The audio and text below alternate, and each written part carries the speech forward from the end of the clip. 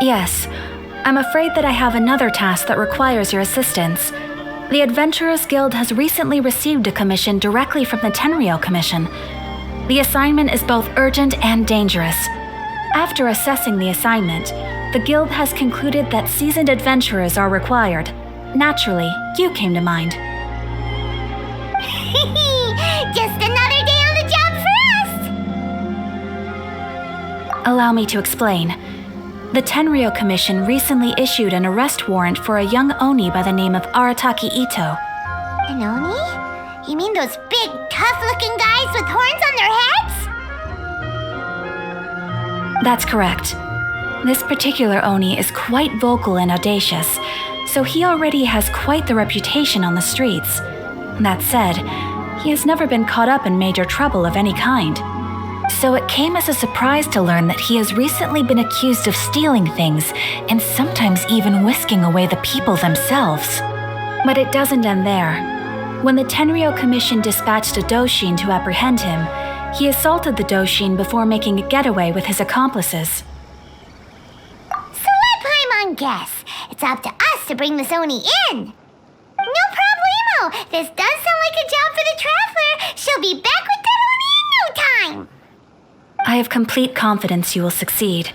However, please exercise caution. This Oni also happens to hold a vision and is the leader of an organization known as the Arataki Gang.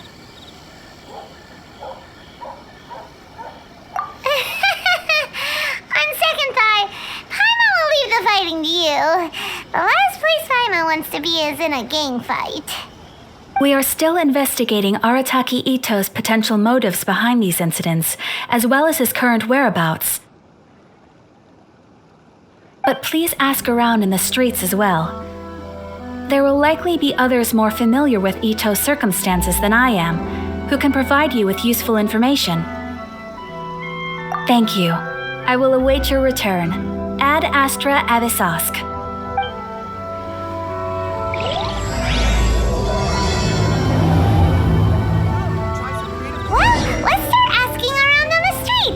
Hopefully we'll learn a little more about this Arataki Itto guy and figure out where he might have run off to.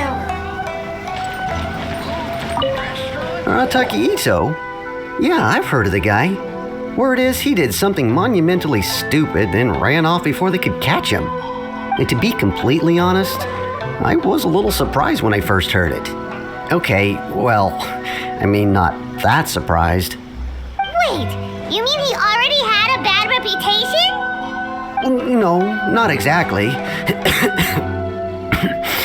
He's just very overbearing in everything he does. Big and brash and always making a ruckus. So, on the one hand, he's a larger-than-life kind of guy. But on the other hand, he's emotionally volatile. When he's in a good mood, he's as high as a kite. But when he gets upset, he gets completely enraged. I don't personally see him as a bad guy, but I guess I wouldn't put it past him to get all riled up and lose control. I'm afraid that I'm not too sure myself. I keep a pretty good eye on what's happening in the city, and as far as I can tell, he just idles the days away. When someone asks for it, he's willing to lend a helping hand, but other than that, he's just out making a scene with the kids on the street or his gang. If I had to guess, his lack of income finally drove him to do something more drastic to make ends meet. Is it just Paimon, or is this Itto fellow starting to sound pretty weird? I'm afraid that I don't have much else to tell you. He tends to spend his time with people a little more lively than myself. Perhaps you could try asking around some more. Okay, thanks!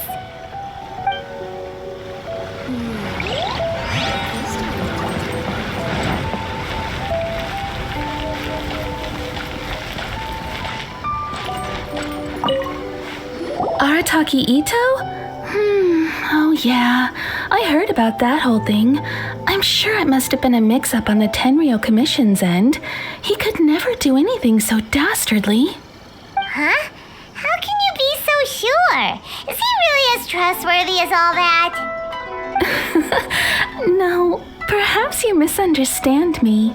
When I said he could never do anything dastardly, I meant he literally doesn't have what it takes. Maybe a story will explain it better.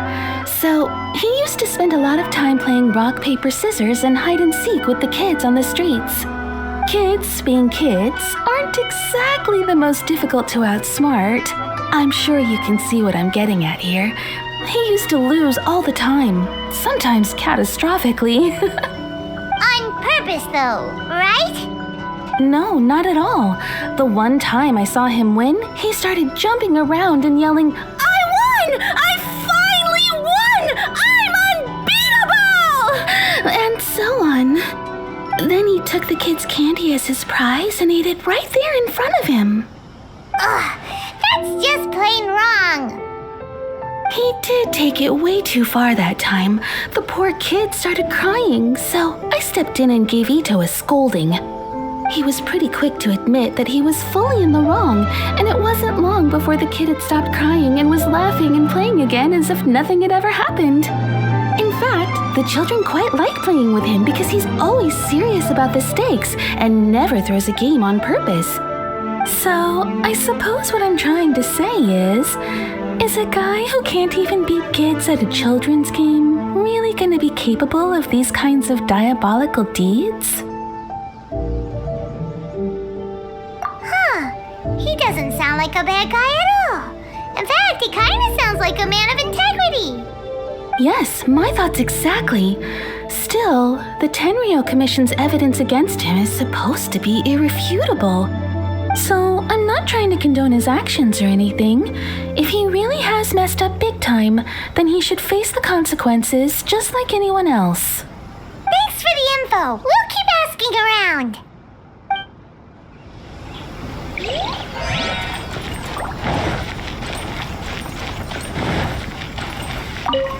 Arataki Itto. Of course I know him. We've been trying to apprehend him recently. We know he's already left Inazuma City, but with no clues to follow, we have no choice but to commission others for help, including the Adventurers Guild. Catherine says that Arataki Itto hasn't done anything seriously bad before, so it seems pretty strange. Paimon's curious. Is there any evidence of all this stuff he's accused of? Yes, of course. Otherwise, we'd never have put so many people on the case. For starters, most thieves will try to devise a way to conceal their identity, but for an Oni, the horns are a dead giveaway. I mean, the whole city could have recognized it was him. At first, he was just one of our suspects, but when we went to investigate, he personally confessed to everything and started trying to provoke the officers. What's most frustrating is that he then managed to escape along with his entire gang. He must have been planning the whole thing right from the start. Of course he did. Whether material or psychological, there is plenty of evidence either way. He's never had a Mora to his name his entire life, and he's never kept down a real job. Word is that he also takes care of someone in his gang, and that the burden of it takes quite the toll on him. After scrounging for a living all these years, maybe he thought that being the bad guy would be an easier ride. As for his psychological motives, it's a bit embarrassing to talk about, but we confiscated his vision during the Vision Hunt Decree. At the time, Arataki Itto put up quite a fight. It took a huge amount of manpower and resources, and in the end we had to enlist the help of Kujo Sara to finally secure his vision. The Vision Hunt was a mistake, but we never expected that he would go to such extreme lengths to take revenge on us. He does sound a little unstable, just like people have been saying. If the two of you are able to capture Arataki Itto, please bring him straight here. We'll handle him from there. Thanks for all the info. Too he could have run off to. We already got word on the street, so maybe it's time to talk to a real specialist. Paimon remembers that there's a detective agency here in Inazuma. Maybe we can try asking there.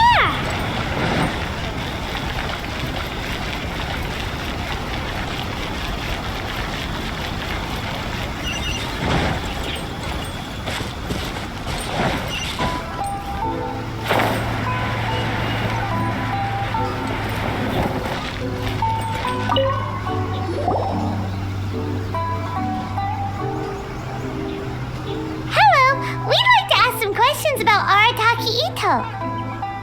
Oh, him again. Sure, I have answers. We've already done some investigating for the Tenryou Commission. But first, do you have enough Moro to cover the fee? I've heard all about your travels. After everything you've been through, I'm sure you understand the way these sorts of things work. How much Moro are we talking about here? A one-off payment of 397,000 Moro up front. Plus a further 5% of your Adventures Guild remuneration as my commission, if Arataki Itto is successfully caught and brought to justice. Whoa! That's crazy expensive! How did you even come up with the price that high?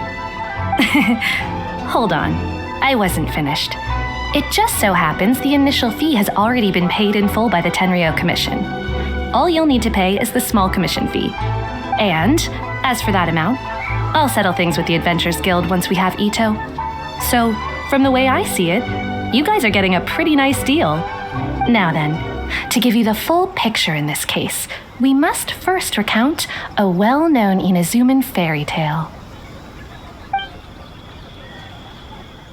A long, long time ago, in a village lost to time, there lived a Crimson Oni and a Blue Oni. They were the best of friends. The Crimson Oni looked fierce, but was gentle like the humans. The Blue Oni looked human, but was reclusive, like an Oni. The Crimson Oni wished to befriend the humans, but they were scared and threw beans at him whenever he came near.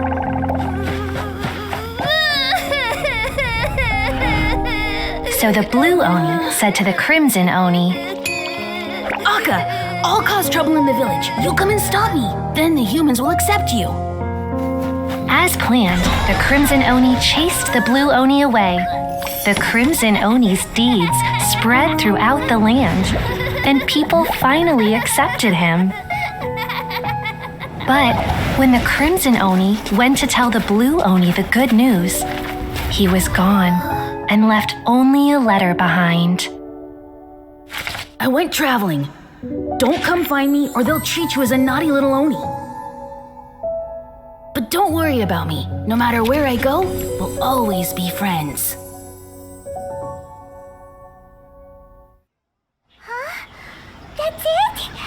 What about the little Blue Oni? Whatever happened to him?